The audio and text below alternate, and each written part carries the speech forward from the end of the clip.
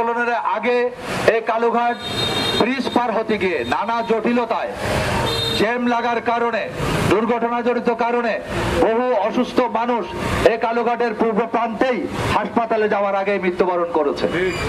আমরা আজকে তাদেরকে গভীরভাবে শ্রদ্ধা জানাচ্ছি।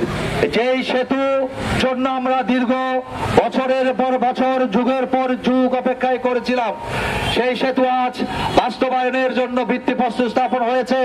আমি বোয়ালখালীবাসীর প্রতি আহ্বান জানাবো, আগামীকাল শুক্রবার, এই শুক্রবারে বোয়ালখালীর যতটা জুমা মসজিদ আছে প্রত্যেকটা জুমা মসজিদের খতিব ভাইদের, খতিব সাহেবদের প্রতি বিনীত অনুরোধ জানাবো, আপনারা জুমার নামাজ শেষে একটা শুকরিয়া মোনাজাত করবেন, দোয়া করবেন যাতে এই সেতু আর কোনো বাধা বিঘ্ন না থাকে, নির্বিঘ্নভাবে এই সেতু যাতে নির্মাণ কাজ সম্পন্ন হয়। এবং একইভাবে অন্যান্য ধর্মাবলম্বীদের প্রতি বিনীত অনুরোধ জানাবো, আপনার সেতুর কাজ সুষ্ঠুভাবে নির্মাণের জন্য আপনারা আপনাদের প্রার্থনায় এই সেতুকে রাখবেন।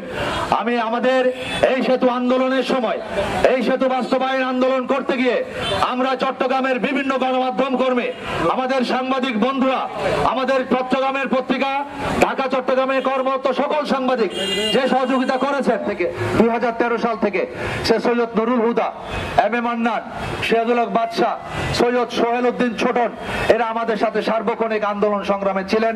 বোয়ালখালীর প্রতিটি মানুষ, পটিয়া পূর্বাঞ্চলের প্রতিটি মানুষ, দক্ষিণ চট্টগ্রামের প্রতিটি মানুষ এই সেতুর আন্দোলনের সহযোগী হিসাবে ছিলেন। কেউ মাঠে ছিলেন, কেউ আন্তরিকভাবে সহযোগিতা করেছেন, কেউ দোয়া করেছেন। আমরা সবার প্রতি কৃতজ্ঞতা জানাই।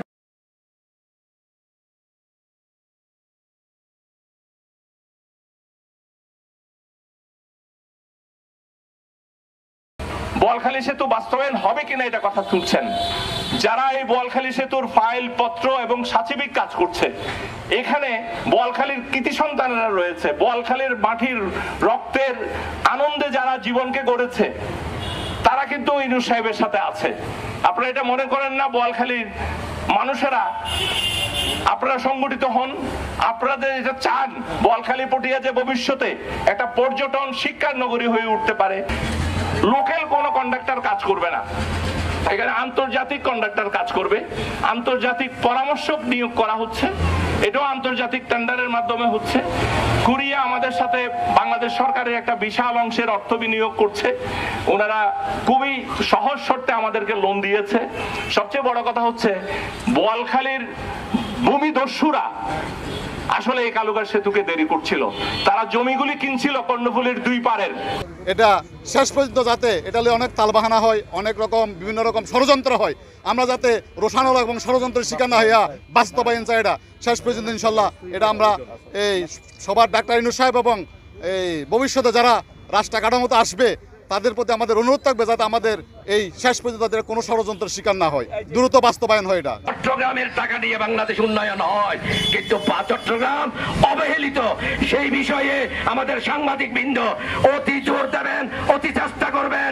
এবং আজকে প্রধান উপদেষ্টা চট্টগ্রাম বাড়ি, তার মাধ্যমে এই চট্টগ্রামকে আর উন্নয়ন থেকে উন্নতি থেকে উন্নয়নে নিয়ে যাবে এই আশা ব্যক্ত করে